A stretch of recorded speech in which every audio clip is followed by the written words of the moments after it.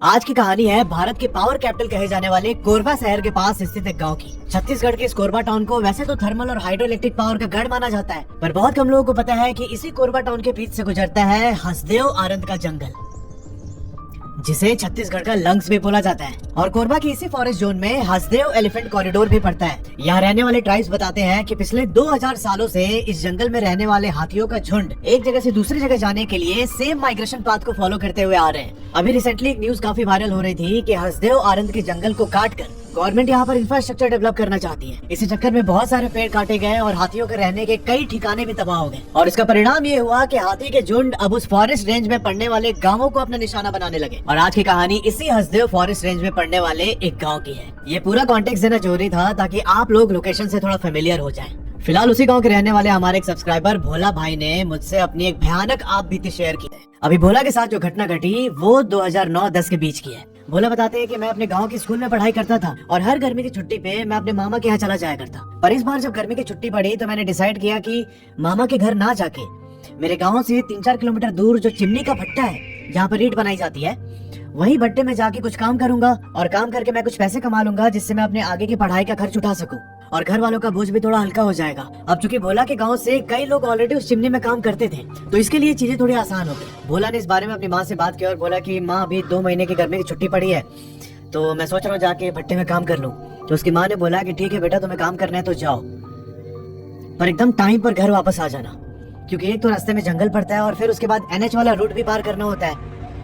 शाम होने के बाद बड़े बड़े ट्रक्स उस रास्ते पर आते जाते हैं, तो तुम बहुत ही ध्यान से घर वापस आना। क्योंकि भोला था तो बच्चा ही यार, स्कूल में पढ़ता था अभी, तो ऑब्वियस सी बात है कि उसकी माँ कंसर्न होगी।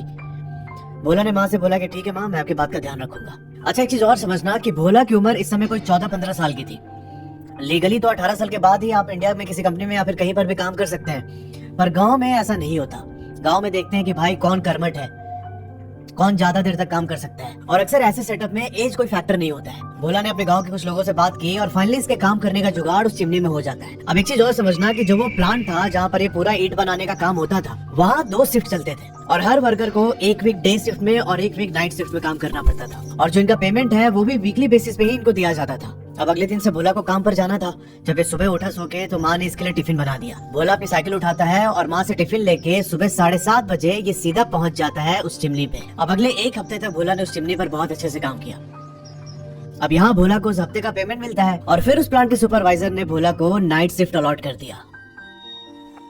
भोला बताते हैं कि उस नाइट शिफ्ट में कोई 12-13 लोग ही काम करते थे और जो वो चिमनी थी उसके 15-20 मीटर के दायरे में सारे रॉ मटेरियल रखे गए थे, जैसे जिप्सम, चूना, रेत, बजड़ी और राखड़। जो जले हुए कोयले का राख होता है उसे राखड़ बोलते हैं। भोला और उसके साथ काम करने वाले लोग इन्हीं रॉ मटेरियल्स को ढो के मिक्सर में डालते थे और फिर वहां से ईंट बनने का प्रोसेस शुरू होता था। अब उस रात भोला बाकी लोगों के साथ काम कर रहे थे। अब ऐसा होता था कि जहाँ पर वो रॉ मटेरियल पड़ा हुआ है वहां से कुछ लोग सामान ढो के पहले चिमनी तक जाते थे और उसी बीच कुछ लोग चिमनी से वापस आ रहे होते थे दोबारा वो सामान कलेक्ट करने के लिए। अब भोला बताते हैं कि उस रात करीब 12:15 बजे मैं 2-3 लोगों के साथ चिमनी के पास था। वहां अंदर मशीन चल रही थी और इसी बीच जो वो राखड़ रखा हुआ था ना, वहां से किसी के बहुत तेज चिल्लाने की आवाज सुनाई देती है।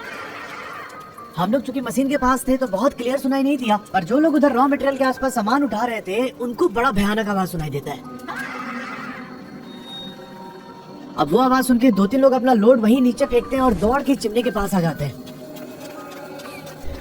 अब कुछ और लोग जो चिमनी से दूर थे वो एक बार झांकने की कोशिश करते हैं उस राखड़ के ढेर की तरफ। 2-3 सेकंड झांकने के बाद ये लोग भी वापस चिमनी के पास आ जाते हैं। अभी सारे लोग एक साथ हैं। उसी में इनका सुपरवाइजर पूछता है कि कौन चिल्लाया है तुम लोगों से, ऐसे मजाक मत करो रात में। तब वो सारे बोलते हैं कि हम लोग क्यों चिल्लाएंगे, हम तो काम कर रहे थे। और फिर इसी बीच जब ये लोग बात कर रहे थे तभी उस राखड़ के पास से ना एक बच्चे की रोने की आवाज आने लगती है। वो बहुत करा करा के रो रहा था। ये सब लोग एक साथ उस राखड़ के ढेर की तरफ जाने लगे और जब वहां पहुंचे तो इन्होंने देखा कि भाई वो आवाज तो आ रही है पर वहां पर कोई है नहीं। उसके अलावा वहां 3-4 कुत्ते थे जो एक पर्टिकुलर डायरेक्शन में मुंह करके भौंके जा रहे हैं लगातार। इन सबको ऐसा लगा कि वो कुत्ते किसी को देख के भौंक रहे हैं पर इनको कुछ भी दिखाई नहीं दे रहा है। और तभी इनके बीच एक आदमी था जिसका नाम है परमा। वो धीरे से बोलता है कि लगता है फिर से आ गया वो। अब यहाँ ये लाइन सुनते ही भोला और उसका एक दोस्त था गोल्डी, वो दोनों एकदम चौंक गए। ये जाके पूछते हैं कि कौन कौन आ गया। और तभी इनके गांव के एक सुखी चाचा थे, वो परमा को साइड में ले जाके बोलते हैं कि चुप कर भाई, मुंह मत खोल अपने यहाँ पे। मतलब ये बच्चा सबके सामने क्यों बोल रहा है, कल से आएगा भी नहीं काम करने, तो इनका हिस्से का भी काम तुम ही करना। अब ये बात सुनकर परमा एकदम चुप हो जाता है। अब उस रात इन लोगों ने अपना बचा हुआ काम खत्म किया और इनका एक रूटीन था कि सुबह वापस घर जाने से पहले इनका जो चिमनी वाला भट्टा था ना, वहां से थोड़ी दूर पर एक नहर बहती है जिसे ये लोग छोटी नहर बोल के बुलाते हैं। उसी छोटी नहर में जाके ये सब लोग नहाते हैं, अपना देह का पूरा मैल साफ करते हैं और फिर वहां से फ्रेश होके तब वापस घर जाते हैं। अब उस सुबह जब भोला नहर में नहा रहा था तो उसके दिमाग में लगातार वही चीजें कौंध रही थी कि कुत्ते किसकी ओर देख के भौंक रहे हैं और ये जो परमा चाचा हैं ये मुझसे क्या छुपा रहे थे, क्यों बोल रहे थे कि लगता है वो फिर से आ गया। ये सब सवाल भोला के दिमाग को अंदर से कचोट रहे थे एकदम। भोला की जिज्ञासा शांत नहीं हो रही थी और कई सारे सवाल लेके फाइनली भोला ने अपने एक पड़ोसी भैया से पूछने का डिसीजन लिया। वो भैया भी उसी भट्टे में काम करते थे पर उनका डे शिफ्ट चल रहा था फिलहाल। जब एक सुबह काम करके भोला वापस घर आया तो इसने उस भैया से पूछा कि भैया वो रात को हम लोग ऐसा देखे थे, ऐसे किसी का चिल्लाने का आवाज सुनाई दे रहा था और हम लोग गए उधर देखने, पीछे राखड़ के ढेर के पास तो कोई नहीं था। तब वो भैया भोला को बताते हैं कि देखो कभी कभी ना वहाँ पर कुछ दिखाई देता है, बहुत लोगों ने कुछ चीखें भी सुनी है, पर जहाँ पर वो रॉ मटेरियल गिरा हुआ है ना, वहाँ पर तुम कभी अकेले मत जाना रात को, और खासकर जो वो नहर है भट्टे के पीछे, वहाँ तो दिन में भी अकेले मत जाना। इस पर भोला बोलता है कि ठीक है भैया मैं नहीं जाऊंगा। अच्छा एक चीज समझना कि जो वो नहर है ना, वो इनके प्लांट से 60 मीटर की दूरी पर है और ये कोरबा के पास एक बांध बना हुआ है, उसी बांध से पानी निकल के आ रहा है और फिर इनके गांव से थोड़ी दूर पर एक बड़ी नहर पड़ती है, उस बड़ी नहर से कट के ये छोटी नहर निकली है। भोला बताते हैं कि रोज ड्यूटी जाने के समय पहले हम उस बड़े नहर को क्रॉस करते थे, फिर उसके बाद जंगल से होकर इस छोटी नहर के किनारे पहुंचते हैं और फिर इस छोटी नहर के किनारे को पकड़ के हम सीधा पहुंचते थे अपने प्लांट जहाँ पर हमारी ड्यूटी होती थी। तो आई होप आपको ये नहर वाला लेआउट थोड़ा क्लियर हो गया होगा। अब उस नाइट शिफ्ट में एक सप्ताह काम करने के बाद भोला फिर से डे शिफ्ट में आ जाता है। अब ये बताते हैं कि एक दिन काम करने के बाद हम 6-7 लोग लंच करने से पहले उस नहर में नहाने के लिए गए। उस वक्त इनके रिश्तेदार मानस भी साथ में थे और ये सब लोग आपस में बहुत हंसी मजाक कर रहे थे। अब मानस वहीं नहर के किनारे भोला को दौड़ा रहा था पकड़ने के लिए और इसी बीच भोला नहर में छलांग मार देते हैं। साथ भी मानस भी नहर के अंदर कूद गए। अब चूंकि इन दोनों को तैरने काफी अच्छे से आता था, पर इस समय ये दोनों नहर के बिल्कुल किनारे पर हैं और उस किनारे पर ही सीढ़ियां बनी हुई है। जिनको काफी अच्छे से तैरने नहीं आता तो वहीं सीढ़ी के पास बैठ के नहर से पानी निकाल के नहाता है। इस बीच मानस फिर से भोला को पकड़ने की कोशिश करने लगा और भोला बताते हैं कि मैं बहुत अच्छा तैरता था, मेरी स्पीड भी काफी तेज थी, तो मैं वहाँ से तैर के काफी आगे चला गया। मानस मेरे पीछे पीछे था पर वो मुझे पकड़ नहीं पाया। अब उस दिन नहर का बहाव बहुत तेज था और ये दोनों बहते बहते जो एक साइड में सीढ़ी बनी हुई थी ना, उस सीढ़ी से काफी दूर चले गए। अब भोला बताते हैं कि इस टाइम पर कुछ लोग नहा के वापस जा चुके थे और नहर के किनारे फिलहाल सिर्फ 2 लोग ही बचे थे। वो दोनों लोग किनारे पर बैठ के अपना देह पूछ रहे थे और मैं मानस नहर के बिल्कुल बीचों बीच। फिर थोड़ी देर के बाद जो लोग किनारे पर खड़े थे उन्होंने इन दोनों को आवाज दी कि वापस आ जाओ, यहाँ से चलना है हम लोग को। अब मानस चुपचाप नहर से बाहर निकल जाता है और भोला उसके पीछे पीछे आ रहा था।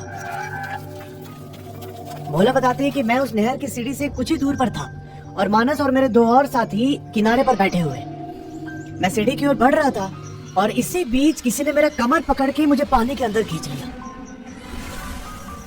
उसने दोनों हाथों से काफी तेज मेरे कमर को जकड़ा हुआ था और जिस तरीके का उसका टच था मुझे समझ में आ चुका था कि भाई ये कोई इंसान तो नहीं है। यहाँ पर भोला ने जोर लगा के उसके दोनों हाथों को झटका और बहुत तेजी से नहर के किनारे पर आ गए। किनारे पर पहुंच के एकदम हाफने लगे तो बाकी दोस्तों ने पूछा कि क्या हो गया था। तब भोला ने सारी बात बताई कि मुझे अभी किसी ने नहर के अंदर पकड़ के खींचा है। ये सब लोग एक टक उस नहर की तरफ देखने लगे। ये उम्मीद कर रहे थे कि अगर कोई इंसान होगा तो वो 1-1.5 मिनट से ज्यादा पानी के अंदर टिक नहीं पाएगा, वो फाइनली ऊपर आएगा और हम उसे पकड़ लेंगे कि वो कौन है। पर भाई ये 5, 7, 10 मिनट तक वेट करते रह गए, कोई भी पानी से निकल के ऊपर नहीं आया। इन सबको यकीन हो गया था कि वो कोई इंसान तो बिल्कुल नहीं है। अब थोड़ी देर में ये बात इनके पूरे बिरादरी में फैल गई और इसके बाद से लोग नहर के अंदर जाके नहाने से कतराने लगे। सबके अंदर एक अजीब सा डर बैठ गया था। कि कहीं हम जाए नहर के अंदर नहाने और फिर हमें वो नीचे खींच ले तो। यहाँ पर सबने डिसाइड किया कि हम अकेले कभी भी नहर के अंदर नहीं जाएंगे। जब भी नहाना होगा तो हम 3-4 लोग एक साथ अंदर घुसेंगे। अब फाइनली कुछ दिन के बाद वो हफ्ता पूरा हुआ, भोला को अपना पेमेंट मिलता है और फिर अगले हफ्ते से भोला को नाइट शिफ्ट में डाल दिया जाता है। अब हर बार की तरह भोला और उसके गाँव के 7 लोग अपनी नाइट ड्यूटी कम्प्लीट करके अगली सुबह उस नहर के पास जाके नहाने लगे। भोला बताते हैं कि 2-3 लोग नहर के अंदर उतरे हुए थे। मैं किनारे में बैठ के ब्रश कर रहा था और जो मेरा दोस्त था मानस, वो सीढ़ी पर बैठ के अपने कपड़े धो रहे हैं। मानस का एक पैर वही नहर के अंदर था और कुछ देर के बाद ही मानस अचानक स्लाइड होकर नीचे चला गया नहर में। एकदम जोर जोर से चिल्लाने लगा, किसी ने मेरा पैर पकड़ लिया नीचे से, मुझे बचा लो। अब उसकी चीख सुन के सब लोग एकदम चौकन्ने हो गए। जो ऑलरेडी नहर में 2-3 लोग नहा रहे थे वो और किनारे पर जो लोग थे वो सब मिलके मानस को ऊपर खींचने लगे और उसकी पकड़ इतनी तेज थी कि इन सबको बहुत मेहनत करना पड़ा ऊपर खींचने के लिए। पर फाइनली जैसे तैसे ये लोग खींच के मानस को ऊपर लेके आए और इन्होंने देखा कि जो मानस का पैर है ना वो पूरा फटा हुआ है। ऐसा लग रहा था कि किसी ने अपने बहुत नुकीले नाखून से उसके पैर को फाड़ने की कोशिश की है। ये लोग मानस को किनारे पर लेटाते हैं और फिर जो उनके पास गमछा था उस गमछे से उसके पैर के घाव को लपेटने लगे। अब ये लोग लपेट रहे थे कि इनको नहर के दूसरे कोने से किसी बच्चे के हंसने की आवाज सुनाई देती है। इन सबका ध्यान उस किनारे पर गया और भाई इन लोगों ने देखा कि एक 13-14 साल का बच्चा नहर के दूसरे किनारे पर बैठ के इनकी ओर देख रहा है। इनकी ओर देखते हुए एक बहुत ही क्रीपी स्माइल दे रहा है। पर सबसे हैरान करने वाली बात ये थी कि उस बच्चे का पेट गायब था। मतलब उस पेट की जगह पूरा एक काला खोखला जैसा स्ट्रक्चर था और जितने लोगों ने देखा जो उसका चेहरा था वो एकदम वाइट। अब ये लोग उसको देख ही रहे थे कि अगले ही पल इन्होंने पाया कि वो बच्चा इनके किनारे वाले साइड का जो पानी है उस पानी में ऐसे फ्लैट एकदम लेटा हुआ है। ऐसे लेटे हुए वो पानी के बहाव के साथ दूसरी तरफ जा रहा था। भाई इन सबने मानस को तुरंत उठाया और वहां से भाग के नहर से एकदम दूर चले गए। अब इस घटना के बाद से ही सबने उस नहर में नहाना बंद कर दिया और भोला भी अगले दिन से काम पर जाना छोड़ देता है। बाद में पूछताछ करने पर पता चलता है कि कुछ साल पहले इसी भट्टे में काम करने वाला एक लड़का वहाँ नहर में डूब के मर गया था। जो इनके गांव के परमा चाचा थे उनको ये बात पता थी और कई बार उन्होंने उस लड़के की आत्मा को भट्टे के पीछे देखा है। उसी लड़के की स्पिरिट उस जगह को हॉन्ट करती है और वहाँ के लोग उसे पानी वाला भूत बोलते हैं, जिसे उस जगह के लोकल लैंग्वेज में झिधरी बोला जाता है। बिहार में ऐसे पानी वाले भूत को पंडुब्बा बोलते हैं। आपके स्टेट में क्या बोला जाता है अगर आपको पता है तो जरूर बताइएगा कमेंट सेक्शन में। तो यार ये थी पूरी कहानी। अगर आपके जानने में भी ऐसा कोई इंसिडेंट हुआ है तो नीचे जो ईमेल आईडी आ रहा है उस पर अपनी कहानी मुझे भेज सकते हैं। Thanks for watching.